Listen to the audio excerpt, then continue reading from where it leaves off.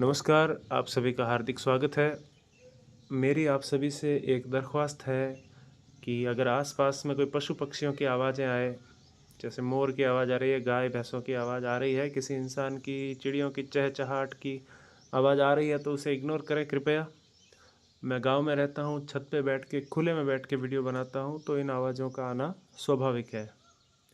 खैर, आगे बढ़ते हैं। आज का वीडियो है व्यक्तिवाचक संज्ञाओं का जातिवाचक संज्ञा के रूप में प्रयोग। संज्ञाएं परिवर्तनीय होती है। व्यक्तिवाचक संज्ञा का जातिवाचक संज्ञा के रूप में भी प्रयोग होता है, जातिवाचक का व्यक्तिवाचक के रूप में भी प्रयोग होता है। आज व्यक्तिवाचक को जातिवाचक के रूप में प्रयुक्त करते हैं। देखिए, सामान्यतः व्यक्तिवाचक संज्ञाओं का प्रयोग एक वचन रूप में होता है। सही है, राम श्याम या हिमालय पर्वत, अरावली पर्वत, इसको बहुवचन कर भी नहीं सकते। तो जब तक ये एक वचन है तब तक तो व्यक्तिवाचक है, लेकिन जब इनका प्रयोग बहुवचन में हो, उदाहरण में समझ लेंगे, जब इनका प्रयोग बहुवचन में हो तो व्यक्तिवाचक संज्ञा जातिवाचक संज्ञा मानी जाती है, क्योंकि व्यक्तिवाचक संज्ञा की एक विशेषता है, वह सदैव एक वचन होती है, और अगर वह एक वचन ना रहे तब वह व्यक्तिवाचक संज्ञा भी नहीं रहेगी। इसके अलावा जब व्यक्तिवाचक संज्ञा का प्रयोग गुण के अर्थ में हो, जैसे मान लीजिए हमने रावण शब्द का प्रयोग किया, लेकिन रावण शब्द को रावण के रूप में प्रयोग ना करके रावण का गुण यानी कि अहंकार के रूप में प्रयोग किया, किसी अहंकारी व्यक्ति को रावण बताया, तब वह जातिवाचक संज्ञा माना जाएगा। जैसे मान लीजिए हमने कहा कि तुम तो रावण हो, तो यहाँ पर रावण का अर्थ है अहंकारी व्यक्ति। या फिर मान लीजिए देश में जयचंदों की कमी नहीं है, तो यहाँ पर जयचंद का मतलब है, क्योंकि जयचंद को लोग गद्दार मानते हैं, तो यहाँ पर अर्थ है गद्दार। खैर, जब वाक्य में व्यक्तिवाचक संज्ञा का प्रयोग गुण के रूप में होता है, गुण के अर्थ में होता है, यानी कि उस व्यक्ति के जो गुण है उनका प्रयोग कर रहे हैं हम वाक्य में, उस व्यक्ति के नाम का प्रयोग गुण के लिए। जैसे कि देखिए, रमा तो लता मंगेशकर है, यहाँ पर लता मंगेशकर का अर्थ हुआ सुरीला गाने वाली। ठीक है। इसके बाद देश में जयचंदों की कमी नहीं, यानी कि देशद्रोही व्यक्ति। यहाँ पर जयचंद का अर्थ देखिए, देशद्रोही व्यक्ति है, और बहुवचन रूप में भी काम में लिया गया है, जयचंद नहीं होकर जयचंदों कहा गया है। यहाँ भी गुण के रूप में, यहाँ भी गुण के रूप में, और बहुवचन भी है। तुम्हारा मामा तो कंस है, यहाँ पर कंस का अर्थ श्री कृष्ण का मामा, पर्टिकुलर उसकी बात ना होकर बुरे मामा की बात हो रही है। तुम्हारा मामा तो कंस है, यानी कंस के गुणों वाला है। हमें रावणों से बचना चाहिए, रावण जैसे अधर्मियों से, बुरे व्यक्तियों से बचना चाहिए। राम तो गली का तेंदुलकर है, यानी कि सर्वश्रेष्ठ बल्लेबाज, ये गुण है इसका। रावण भी गुण के रूप में प्रयुक्त हुआ है। समुद्रगुप्त भारत का नेपोलियन है कहा जाता है।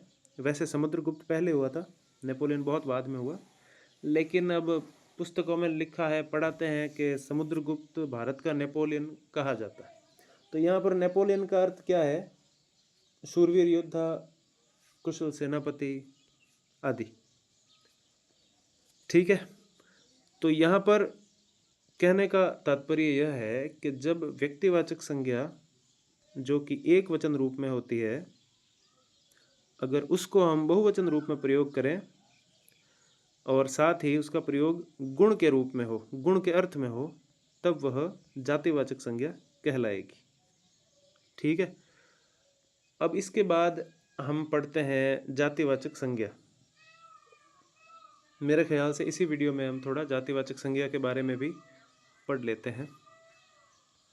देखिए, जातिवाचक संज्ञा,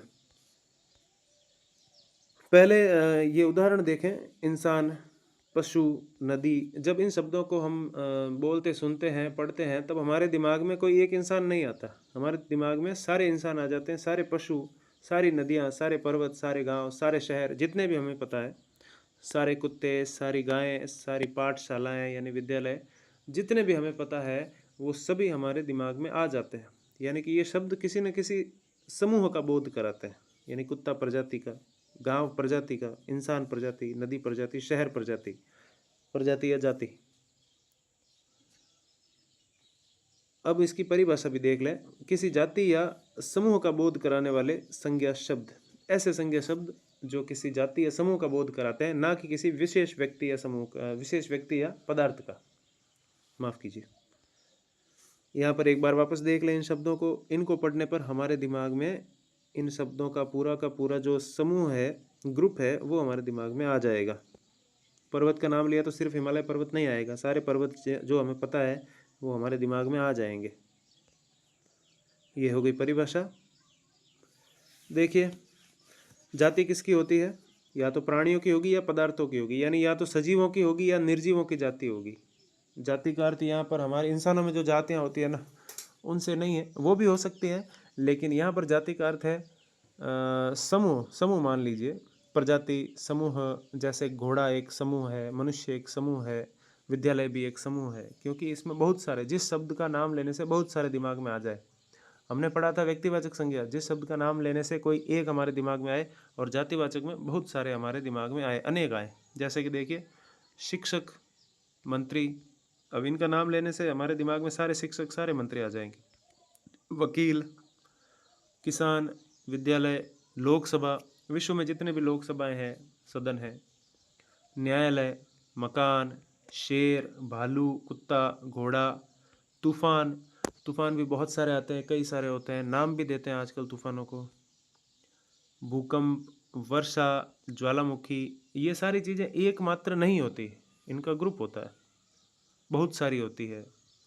भाई बहन, ये जो जितने भी रिश्ते हैं, चाचा चाची, ताई, माता पिता, कोई एक ही माता या एक ही पिता हमारे दिमाग में नहीं आता। यहाँ पर ऐसे थोड़ी कहा गया है कि मेरी माता या मेरा पिता, मेरा भाई या बहन। भाई बहन तो कई सारे भी हो सकते हैं, खैर, लेकिन सिर्फ माता बोला, सिर्फ पिता बोला तो विश्व के कितने भी पिता हों, हमारे दिमाग में एक बार आएंगे, वो पिता का एक स्वरूप हमारे दिमाग में आएगा।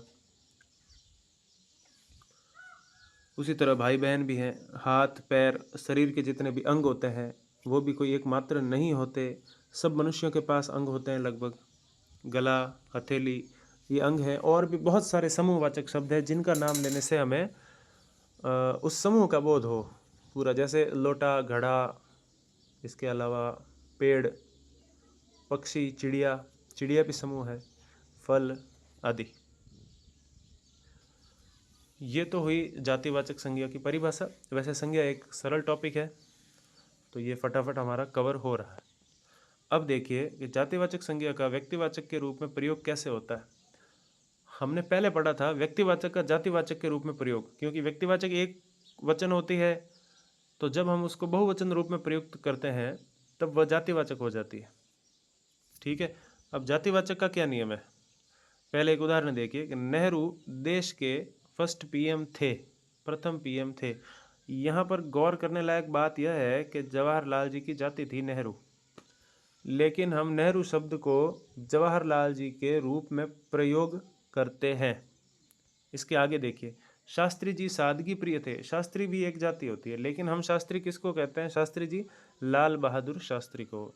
नेताजी भारत के स्वतंत्रता सेनानी थे, एक महान स्वतंत्रता सेनानी थे, लेकिन अगर देखा जाए तो नेता शब्द भी एक समूह की ओर इंगित करता है। जितने भी नेता हैं, छात्र नेता, युवा नेता, महान नेता, उन सबको हम नेता ही कहते हैं। लेकिन नेताजी शब्द सुभाष चंद्र बोस के लिए रूढ़ हो गया है, यानी कि जब हम नेताजी शब्द का प्रयोग करते हैं तो हमारे दिमाग में वो आते हैं अपने नेताजी सुभाष चंद्र बोस।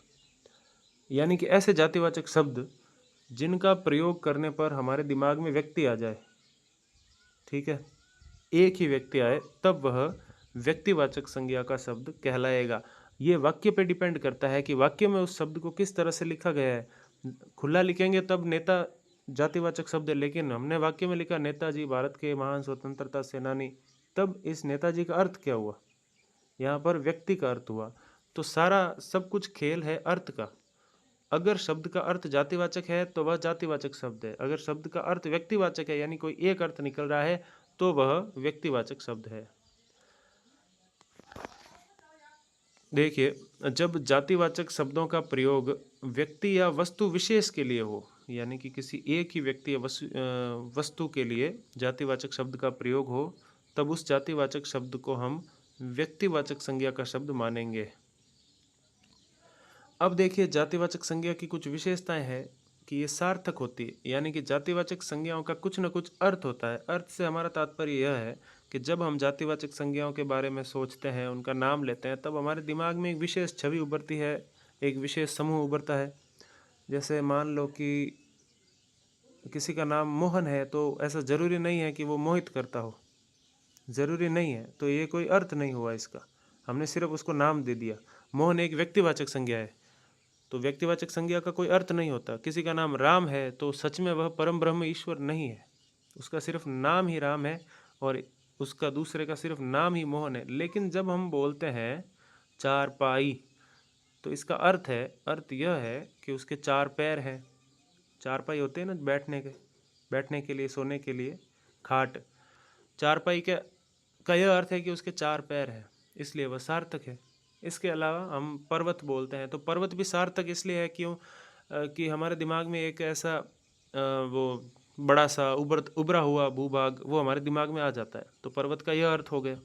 खाई बोला किसी ने, तो खाई एक सार्थक शब्द है, एक गहरी, बहुत ही एक वो गहरी भू आकृति को हम खाई कह सकते हैं। इसके अलावा मान लीजिए ग्रह बोला किसी ने, तो ग्रह का अर्थ है आकाश में घूमने वाले पिंड जो भी हैं, ये सब सार्थक है। बाकी हमने पृथ्वी का नाम मंगल रख दिया, मंगल का नाम कुछ भी रख दिया, उनका कोई अर्थ नहीं होता। ठीक है, मंगल का कोई अर्थ नहीं है, वो ज़रूरी नहीं है कि वो मंगल कर ही रहा है, नहीं कर रहा है, ये कोई आवश्यक नहीं है। हाँ, काफ़ी सारे नाम विशेषताओं के आधार पर रखे गए हैं, लेकिन फिर भी जब नाम हो तब व्यक्तिवाचक संज्ञा ही है, यानी किसी विशेष का नाम हो, जब एक ही वस्तु दिमाग में आए तब वो व्यक्तिवाचक ही रहेगी। और व्यक्तिवाचक संज्ञाओं को सार्थक नहीं माना जाता, जातिवाचक को सार्थक माना जाता है। ठीक है, तो सार्थक समझ में आ गया होगा, जिनका अर्थ निकलता हो। आगे, नाम नहीं बदला जा सकता। अब देखिए, जो व्यक्तिवाचक संज्ञाएं होती है उनका नाम तो बदला जा सकता है। हमने राम का नाम बदल के श्याम रख दिया, कोई बात नहीं, लेकिन जो जातिवाचक संज्ञाएं होती है उनका नाम नहीं बदला जा सकता है। हम अगर पर्वत को कल को मान लो दरवाज़ा कहने लग जाए तो अर्थ का अनर्थ हो जाएगा। पर्वत की अपनी विशेषताएं होती है, दरवाजे की अपनी विशेषताएं होती है। या मान लीजिए हम शेर को गधा कहने लग जाए तो भी अर्थ का अनर्थ हो जाएगा। लेकिन मान लीजिए, क्योंकि शेर और गधा ये दोनों समूह हैं, पर्वत दरवाज़ा ये भी समूह है, तो इनका नाम नहीं बदला जा सकता। हमारे एक के कहने से क्या होगा, पूरी दुनिया उसको उस नाम को नहीं बदलेगी। लेकिन मान लीजिए मैंने किसी लड़के का नाम ए है, उसको बी कह दिया, या बी का नाम डी कह दिया, कोई फ़र्क नहीं पड़ने वाला। व्यक्तिवाचक संज्ञा का नाम बदला जा सकता है, जातिवाचक का नाम नहीं बदला जा सकता। और ये नित्य होती है, नित्य यानी हमेशा रहती हैं। हमेशा का मतलब लंबे समय तक रहती है, ऐसे नित्य तो इस संसार में कुछ भी नहीं है। अब देखिए, नित्य का अर्थ ये है कि किसी व्यक्ति का नाम मान लीजिए रमन है या अरुण है या केशव है या कोई भी नाम हो, व्यक्ति तो नष्ट हो सकता है, एक दिन व्यक्ति को नष्ट होना ही है, वो नित्य नहीं है। लेकिन उस व्यक्ति के नष्ट होने से क्या मनुष्य जाति या व्यक्ति जाति, इंसान नष्ट हो जाएंगे? नहीं होंगे। तो देखिए, इंसान जातिवाचक शब्द है, इसीलिए वह जातिवाचक शब्द है, समूहवाचक शब्द है कि व्यक्तिवाचक संज्ञा तो नष्ट हो जाती है, लेकिन जातिवाचक संज्ञा कभी भी नष्ट नहीं होती, नित्य रहती है। किसी एक इंसान के, व्यक्ति विशेष के खत्म होने से इंसान प्रजाति खत्म नहीं होती। मान लीजिए एक कोई पशु पक्षियों में से जैसे तोता है, तोता शब्द जातिवाचक है, लेकिन हमने किसी तोते का नाम मिट्ठू रख दिया, उस मिट्ठू की तो एक न एक दिन मृत्यु हो जाएगी। मिट्ठू जो व्यक्तिवाचक संज्ञा है उसकी मृत्यु हो जाएगी, लेकिन तोता प्रजाति नष्ट नहीं होगी, वह हमेशा बनी रहेगी। प्रलय हो जाए तो अलग बात है, या किसी ने ठान लिया कि तोतों को ख़त्म करना ही करना है, तो अलग बात है। आगे देखिए, इनको बहुवचन किया जा सकता है। जो जातिवाचक संज्ञाएं होती है उनको बहुवचन किया जा सकता है। जैसे पर्वत है तो पर्वत का पर्वतों किया जा सकता है, ठीक है। शेर का शेरों किया जा सकता है, ये इनका बहुवचन रूप है। वैसे पर्वत का बहुवचन पर्वत भी होता है, शेर का बहुवचन शेर भी होता है, ये जनरल नॉलेज के लिए बता रहा हूँ। बहुत सारे पर्वत, बहुत सारे शेर। तो जातिवाचक संज्ञाओं का बहुवचन किया जा सकता है, व्यक्तिवाचक संज्ञा का बहुवचन नहीं किया जा सकता। जैसे राम, राम को हम रामो नहीं कह सकते, चार राम, चारों रामो आ जाओ, ऐसे नहीं कह सकते। और जब इसका बहुवचन हम करेंगे व्यक्तिवाचक का, तो ये जातिवाचक संज्ञा बन जाएगी। वो नियम आप पढ़ लें कि जब व्यक्तिवाचक का जातिवाचक के रूप में प्रयोग होता है तब उसका बहुवचन किया जाता है, यानी व्यक्तिवाचक का बहुवचन करते ही वह जातिवाचक बन जाएगी, व्यक्तिवाचक नहीं रहेगी। अतः व्यक्तिवाचक की विशेषता है कि उसको बहुवचन रूप में प्रयोग नहीं कर सकते और जातिवाचक को बहुवचन रूप में भी प्रयोग कर सकते हैं। जातिवाचक संज्ञाएं अनेक होती है, एक से ज़्यादा होती है, क्योंकि जाति है, एक नहीं है। अगर एक होती तो व्यक्तिवाचक कहलाती। इसी तरह यह भी मान लें कि व्यक्तिवाचक संज्ञा अनेक नहीं होती, एक होती है। ये सबसे बड़ा अंतर है। जातिवाचक अनेक होती है और व्यक्तिवाचक संज्ञा एक होती है। एक अलग से वीडियो में हम इन दोनों में जो अंतर होते हैं उनके बारे में भी पढ़ लेंगे। आज के वीडियो में इतना काफ़ी है। मुझे उम्मीद है आपको कुछ कुछ समझ में आया होगा। चलिए वीडियो को समाप्त करते हैं। आपका बहुत बहुत धन्यवाद।